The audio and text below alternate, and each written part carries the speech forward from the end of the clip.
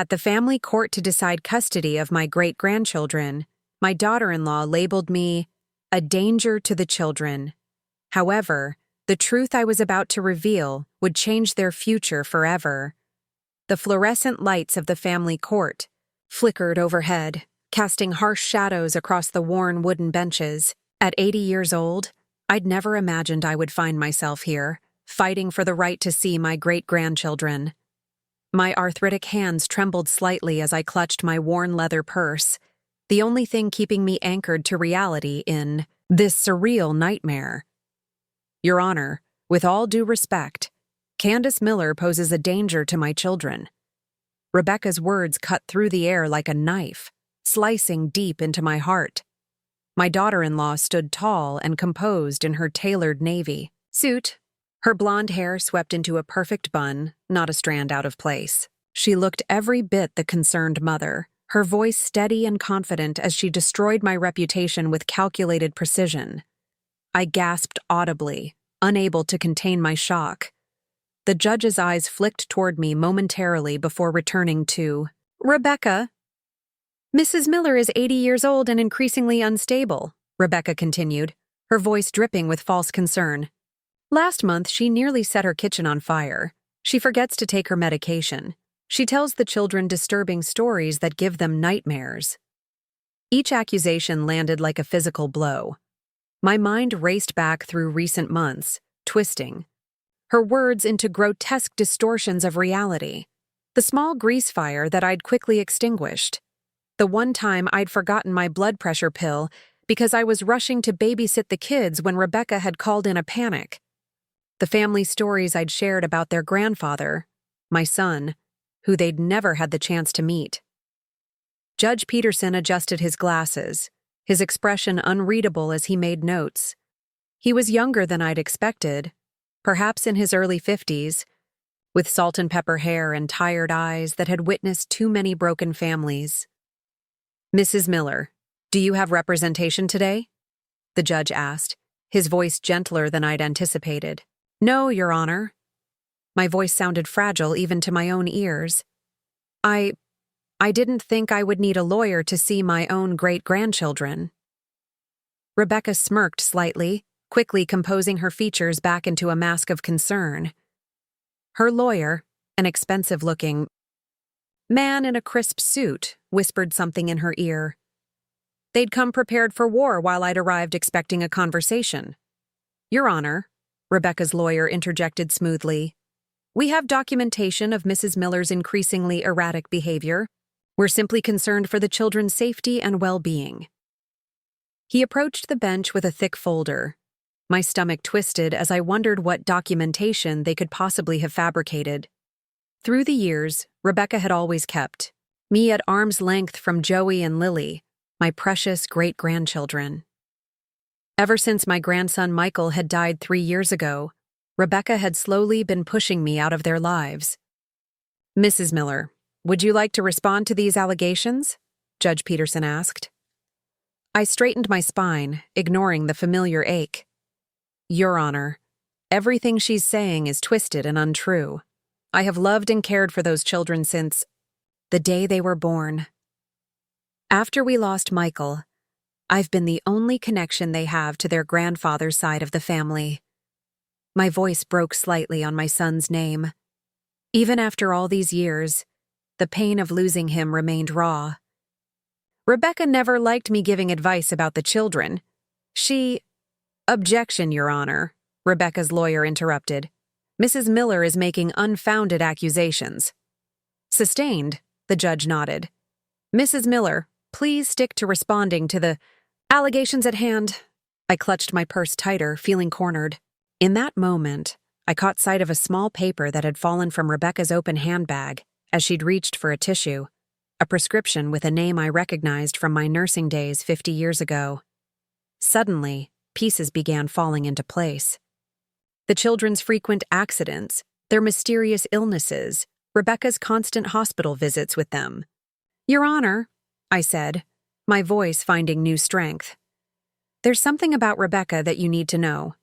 Something that puts those children in real danger. Rebecca's face paled slightly, her fingers clutching her handbag shut. "Mrs. Miller, this is a serious accusation," the judge warned. "So is calling me dangerous to my own great-grandchildren," I replied, meeting his gaze steadily. "And I have evidence that will change everything about this case." The courtroom fell silent. For the first time since this ordeal began, Rebecca looked genuinely rattled. "Given the nature of these counter-accusations," Judge Peterson said finally, "I'm going to postpone this hearing for 1 week. Mrs. Miller, I strongly suggest you obtain legal representation before then." As the gavel came down, I knew that the real battle was just beginning. Rebecca rushed past me, her face contorted with barely controlled rage. "You've just made the biggest mistake of your life, old woman," she hissed under her breath. I watched, her storm out, my heart pounding. For years I'd kept quiet, trying to maintain peace for the children's sake. But not anymore. Those kids needed protection, from the very person claiming to protect them from me. My hands trembled as I unlocked the door to my small suburban home. The echo of Rebecca's words, "a danger to the children," followed me like a shadow. I dropped, my purse on the entryway table, my legs suddenly too weak to carry me further. Sliding down against the wall, I let the tears come at last. How had it come to this? I'd spent my entire life caring for others, 40 years as a pediatric nurse before retirement, raising my son after his father died young, helping with my grandson Michael, and now trying to be there for Joey and Lily. At 80, I was being painted as some kind of monster. The framed photos lining my hallway caught my eye. Michael's graduation, his wedding to Rebecca, the birth of their children. Rebecca had always been cold toward me, but things deteriorated rapidly. After Michael's car accident 3 years ago, without his buffer between us, Rebecca began limiting my time with the children, always with plausible excuses. "Too much homework," she'd say, or "they're just getting over a cold." But last Christmas, 9-year-old Joey had whispered something that had kept me awake countless nights since. "Mom says we can't tell you about the hospital visits." Pushing myself up from the floor, I moved to my small home office and pulled out the notebook I'd been keeping since that day. Every observation, every strange bruise or illness, meticulously documented with dates and details. Rebecca had always been overly concerned with the children's health. Initially, I'd admired her attentiveness, until I began noticing patterns. "Zoe." Phone rang, startling me out of my thoughts. It was Margaret, my oldest friend and fellow retired nurse. "Candace? How did it go at court?" Her familiar voice provided instant comfort. "Terribly," I admitted, recounting the hearing. "Rebecca is claiming I'm dangerous to the children. She's trying to cut me out completely." "That's absurd. Those children adore you." Margaret's indignation matched my own. "What are you going to do?" I hesitated before answering. "I saw something today, Maggie. A prescription in Rebecca's bag for ipecac syrup." The silence on the other end spoke volumes. As nurses, we both knew that ipecac, once used to induce vomiting in poisoning cases, had been removed from pharmacies years ago due to abuse, particularly by those with certain psychological disorders. "You think she's making those kids sick?" Margaret's statement wasn't a question. I've suspected something wasn't right for months now. Joey's recurring stomach bugs that appear and disappear mysteriously. Lily's unexplained rashes that hospital doctors can never quite diagnose. Munchausen by proxy, Margaret said quietly, naming the disorder I'd been afraid to voice. A condition where a caregiver, typically a mother, fabricates or induces illness in a dependent for attention and sympathy. "I need proof, Maggie. Concrete evidence before I make this accusation. She's already convinced everyone I'm senile." I glanced at my trembling hands. Maybe I should just walk away. "Candace Miller," Margaret's voice sharpened. "I've known you for 50 years, and you've never walked away from a child in need. Those are your great-grandchildren, and if you're right about Rebecca, they need you now more than ever." After hanging up, I pulled a dusty box from the top shelf of my closet, Michael's things that I couldn't bear to part with after the accident. Among them was his laptop, untouched since his death. Rebecca had never asked for it back, perhaps forgetting it existed. My fingers felt clumsy on the keyboard, but Michael had always used the same password for everything, his anniversary date. The screen lit up, revealing his email, still logged in after all this time. I hesitated, feeling like an intruder, but reminded myself what was at stake. I searched his inbox for Rebecca and hospital, scrolling through years of correspondence. Most messages were mundane, but one thread caught my attention. Emails between Michael and Dr. Harriet Lewis at Children's Memorial Hospital, dated just weeks before Michael's death. "I'm concerned about the frequency of Joey's hospital visits," Michael had written. "Every time I question Rebecca about it, she becomes defensive. Is it possible to review his full medical history without Rebecca knowing?" Dr. Lewis had suggested a meeting, but I found no follow-up emails. Michael had died just days later. I leaned back, my heart pounding. Had Michael suspected something too? Had he begun questioning Rebecca's behavior toward their children? My doorbell rang, interrupting my thoughts. Through the peephole, I saw Andrew Wright, Michael's best friend since college, standing on my porch with a concerned expression. "Margaret called me," he explained as I opened the door. "She's worried about you." Andrew had always been like a second son to me, checking in regularly since Michael's death. As an attorney specializing in family law, he might be exactly who I needed right now. "Rebecca's trying to keep me from seeing the children," I explained, leading him to the kitchen. "She's telling the court I'm dangerous." Andrew's expression darkened. "That's ridiculous. You're the most caring person I know." "There's more," I said, pouring coffee with slightly shaking hands. "I think Rebecca might be deliberately making the children sick." His eyebrows shot up. "That's a serious accusation, Candace."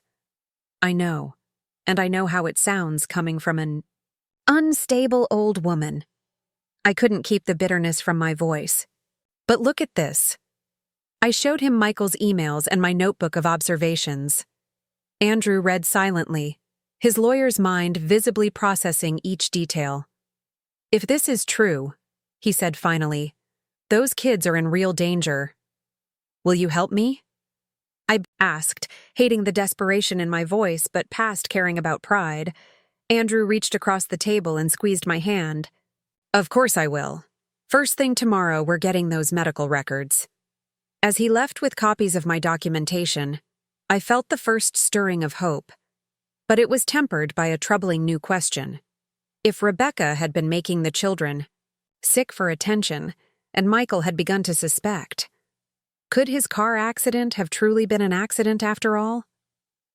The thought sent a chill through me that had nothing to do with the evening air. For the first time, I wondered if I was stepping into something far more dangerous than I'd imagined.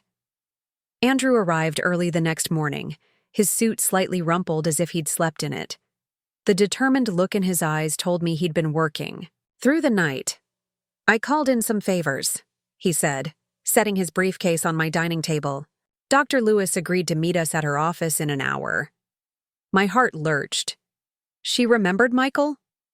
"Not just remembered him," Andrew replied, pulling out a folder. "She kept notes of their conversation. She's been concerned about the children for years, but never had enough evidence to report anything." The drive to Children's Memorial Hospital brought back memories. Decades spent in hospitals just like this one, caring for sick children. The familiar antiseptic smell greeted us as we entered Dr. Lewis's office. Harriet Lewis was a petite woman with silver-streaked hair and kind eyes that carried the weariness of someone who'd seen too much suffering. She shook my hand warmly. "I remember you from Michael's funeral," she said. "I wish we were meeting again under better circumstances." "Thank you for seeing us," I replied, sinking into a chair opposite her desk. Dr. Lewis didn't waste time. "I've reviewed Joey and Lily's complete medical records," she said, placing a thick file between us. "The pattern is Troubling. She spread several charts across her desk. Joey has been brought to the emergency room 17 times in the past 2 years. Lily, 14 times. My hand flew to my mouth. That many? Most visits were for vague gastrointestinal symptoms, respiratory distress, or mysterious rashes. The symptoms always resolved quickly once they were admitted, without clear medical cause. Classic Munchausen by proxy presentation, Andrew murmured. I've had my suspicions, Dr. Lewis continued.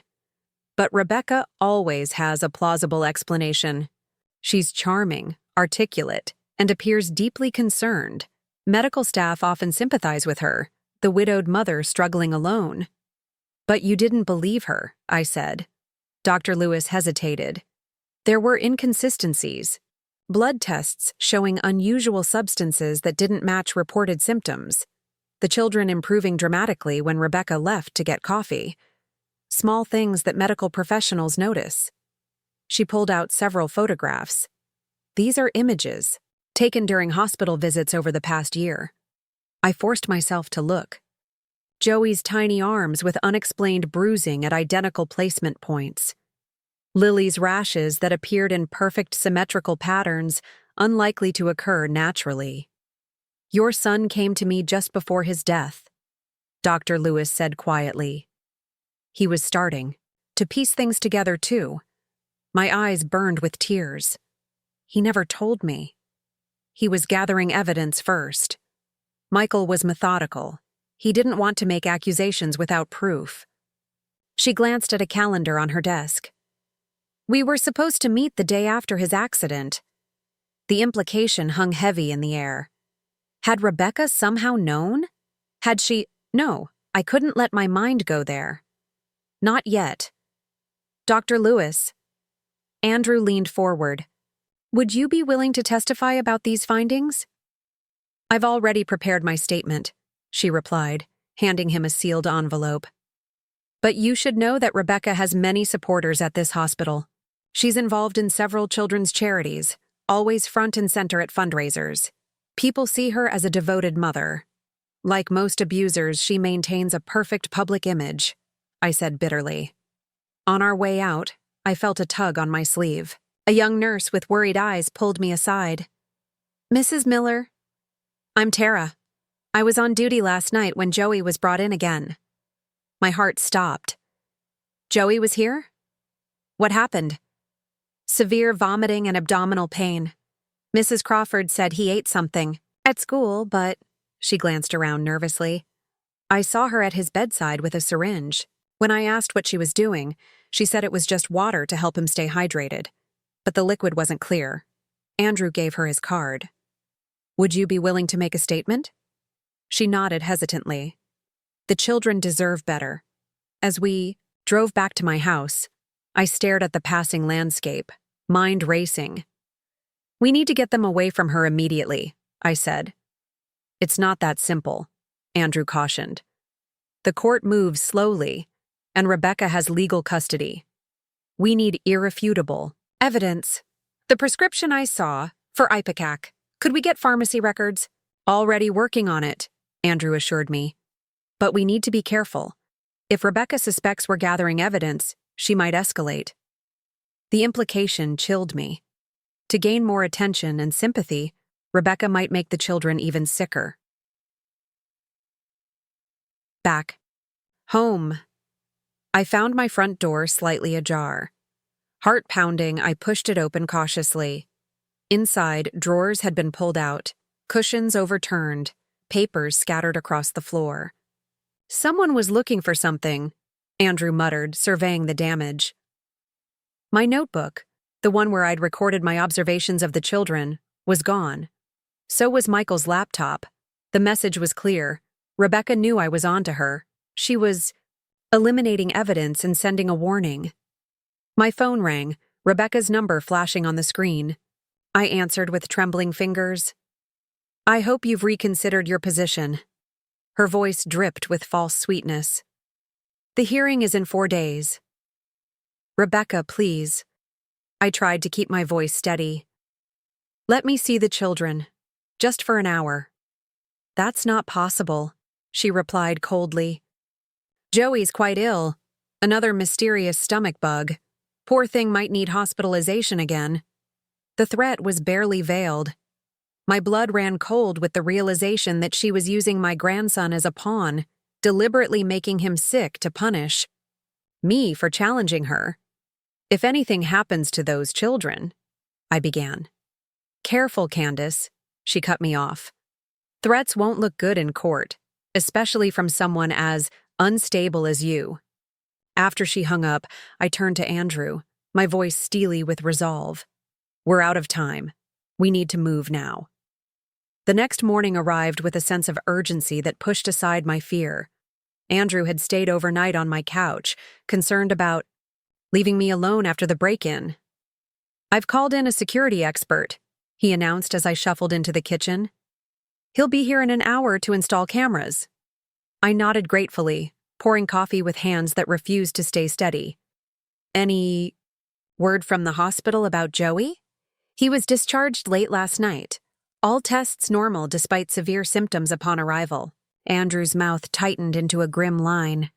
"Just like all the other times." The doorbell rang, and Andrew moved protectively toward it. Through the peephole, I could see a woman with cropped gray hair and the confident posture of someone used to taking charge.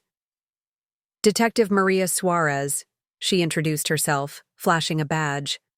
"I understand you've had a break-in, Mrs. Miller." Andrew had called the police last night, but I hadn't expected a detective to respond personally. "I worked with your son," Detective Suarez explained, noticing my confusion.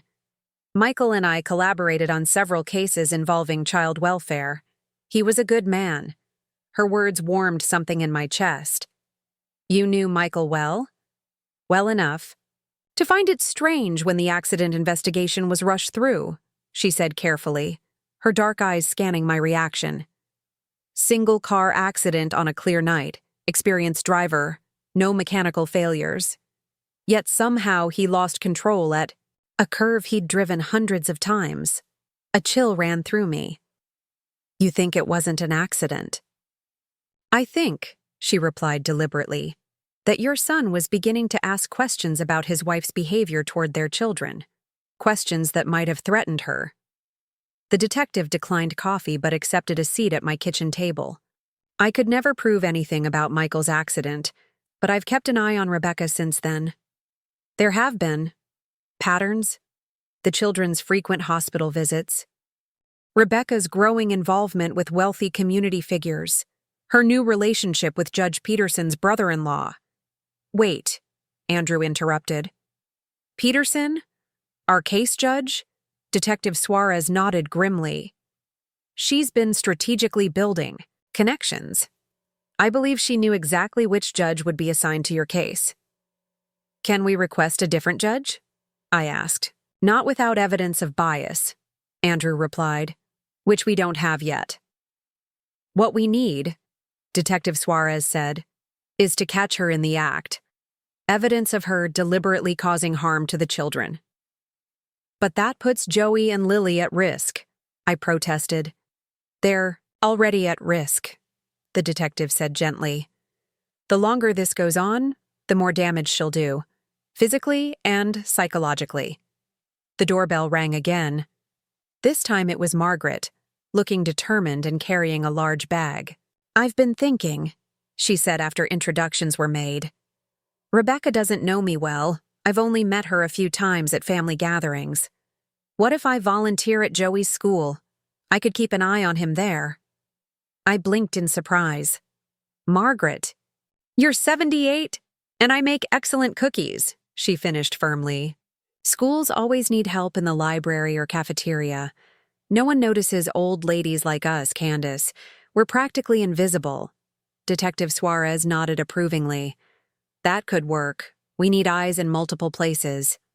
"I have something too," Andrew added, pulling out his phone. "My friend Sarah is a pharmacist at the drugstore near Rebecca's house. She confirmed that Rebecca had a prescription filled for Ipecac last week, supposedly for a science demonstration at Joey's school." "Which is nonsense," I said. They'd never allow such a dangerous substance for a classroom demonstration. The security technician arrived shortly after, installing discrete cameras around my property. Detective Suarez helped position them for optimal coverage. "Rebecca strikes me as someone who doesn't give up easily," she explained. "If she broke in, once she might try again." As everyone worked, my phone chimed with a text message from an unknown number. "Mrs. Miller, this is Tara from the hospital. Joey's back in the ER." Rebecca stepped out for coffee. "Room 304. Come quickly if you want to see him," I showed the message. To Detective Suarez, my heart racing. "This could be our chance," she said. "I'll drive you." Andrew frowned. "It could also be a trap." "Either way, I'm going," I said firmly, already reaching for my coat. "That's my great-grandson." The drive to the hospital felt eternal. Detective Suarez parked in the emergency lot, then turned to me. "Stay behind me," she instructed. "If Rebecca returns, I'll distract her while you visit with Joey." The pediatric ward was bustling with activity, nurses moving efficiently between rooms. I spotted Tara at the nurses' station and caught her eye. She nodded subtly toward a room down the hall. 10 minutes, she murmured as we passed. "She usually takes 20 for coffee, but sometimes comes back early." Joey looked so small in the hospital bed, his thin arms connected to an IV, his normally rosy cheeks pale. My heart clenched at the sight. "Grandma Candy," he exclaimed weakly, using the nickname he'd given me as a toddler. "Hello, sweetheart," I said, moving to his bedside while Detective Suarez positioned herself near the door. "How are you feeling?" "My tummy hurts," he said. "Mom says I have to stay overnight again." I glanced at the monitoring equipment. His vitals looked stable, inconsistent with severe illness. "Joey," I asked gently, "can you tell me what happens before you get sick?" He hesitated, looking down at his hands. "Mom says I shouldn't talk about it." "You can tell me anything," I assured him. "I just want to help you feel better." His voice dropped to a whisper. "Sometimes Mom gives me special medicine. Not the kind from the doctor. She says it's our secret medicine that will make me stronger." My blood ran cold. "Does this medicine make your tummy hurt?" He nodded. "It tastes really bad, and then I throw up a lot. Mom says that means it's working." Detective Suarez had edged closer, her phone discreetly recording our conversation. "Joey, when was the last time you had this special medicine?" "This morning," he said. "Before school. Mom said I needed extra today because you were trying to take me and Lily away." I struggled to maintain my composure. "Does Lily get special medicine too?" Joey nodded. "Sometimes, but Mom gives me more because I'm stronger." Movement in the hallway caught my attention. Rebecca's voice at the nurses' station. Detective Suarez tensed.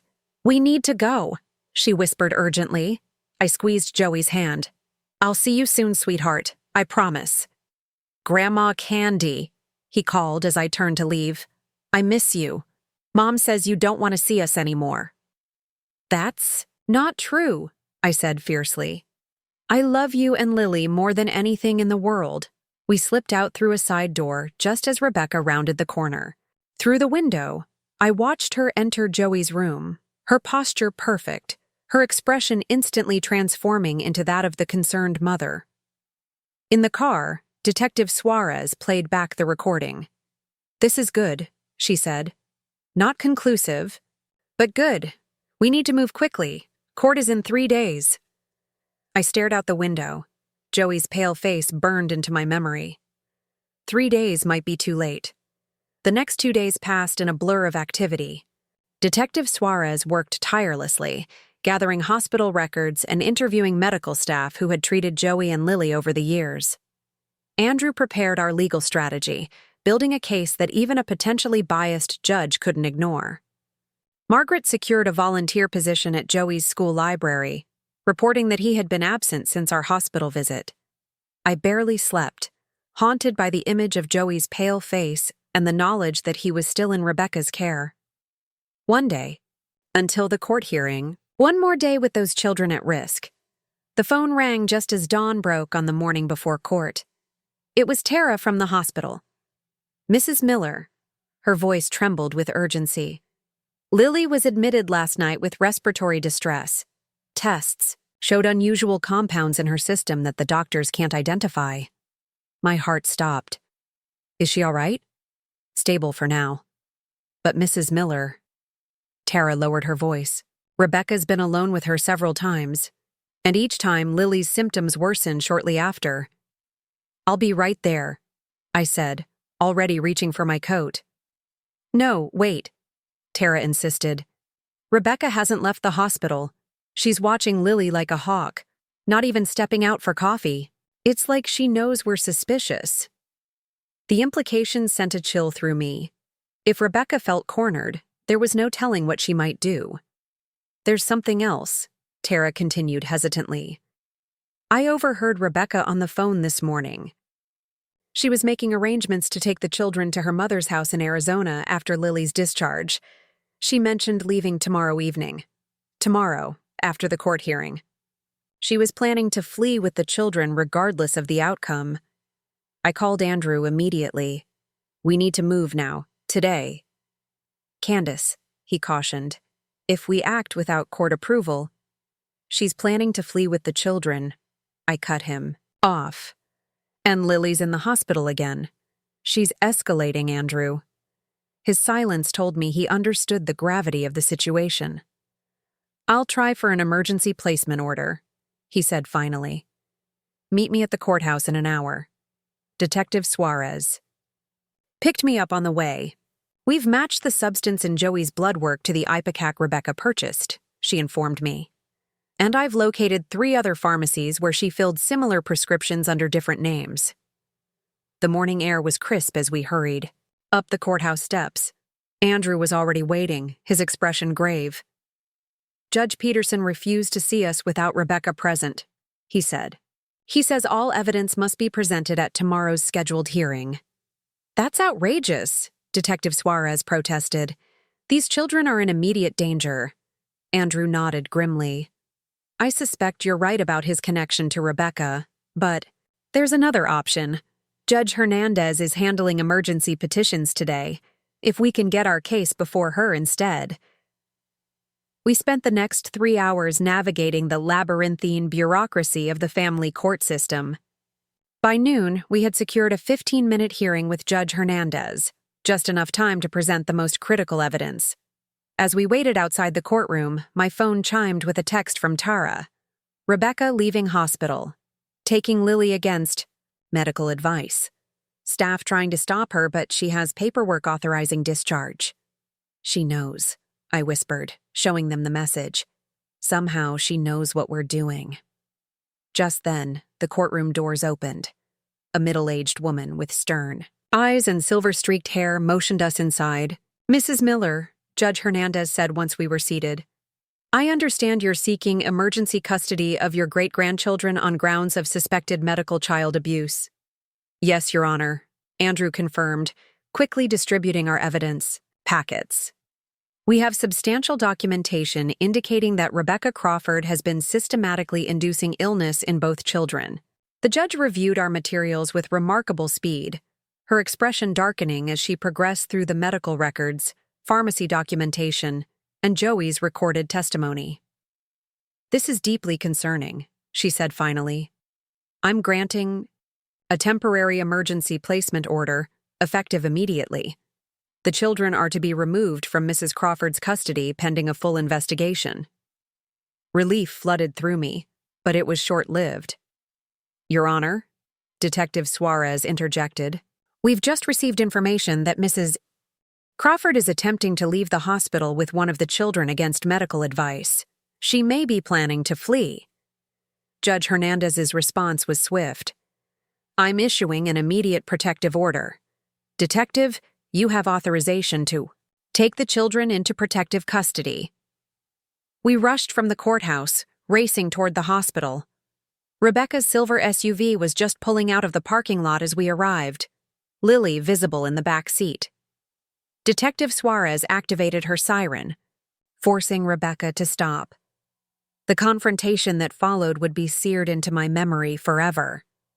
Rebecca's face contorted with fury as Detective Suarez approached with the court order. Through the car window, I could see Lily, looking fragile and confused, still in her hospital gown.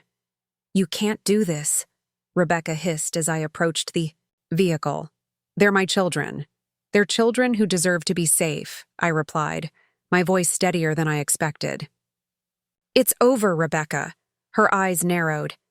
"This isn't over, you meddling old woman. Do you really think anyone will believe you over me? I'm their mother." "A mother doesn't poison her children for attention," Detective Suarez said firmly, opening the car door. "Mrs. Crawford, please step out of the vehicle." For a moment I thought Rebecca might try to flee, but with hospital security now surrounding the car, she had no choice. As she stepped out, the mask of the perfect mother slipped completely, revealing the cold, calculating woman beneath. "You'll regret this," she spat at me. "All of you." Lily's frightened eyes met mine as I opened the back door. "Grandma Candy? What's happening?" "Everything's going to be all right now, sweetheart," I promised, helping her out of the car. "We're going to make sure you and Joey are safe." As I held my great-granddaughter's trembling body close, I felt both triumph and profound sadness. We had stopped Rebecca today, but the damage she'd inflicted on these innocent children would take years to heal, and Joey was still unaccounted for. "Where is Joey?" I demanded as Rebecca was handcuffed. "What have you done with him?" Her lips curled into a smile that sent ice through my veins. "You're too late. He's already with my mother." Detective Suarez immediately radioed for officers to check Rebecca's home and her mother's known addresses. As paramedics arrived to take Lily back into the hospital, I climbed in beside her, unwilling to let her out of my sight again. "Is Joey okay?" Lily asked in a small voice once we were settled in a treatment room. "I hope so, sweetheart," I answered honestly. "We're going to find him." Her thin fingers clutched mine. "Mom gave him more special medicine than me. She said he was stronger." The pediatrician who examined Lily confirmed what we suspected: traces of ipecac in her system, along with sedatives that shouldn't have been prescribed to a child. As she was treated, I sat vigilantly by her side, watching the color slowly return to her cheeks. Andrew arrived shortly after with news. Police found Rebecca's mother at her apartment.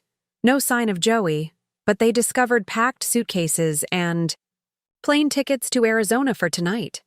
"She's hidden him somewhere," I said, the knot in my stomach tightening. Detective Suarez appeared in the doorway, her expression grim. "We've searched Rebecca's house. No Joey, but we found this." She handed me a notebook, Rebecca's diary.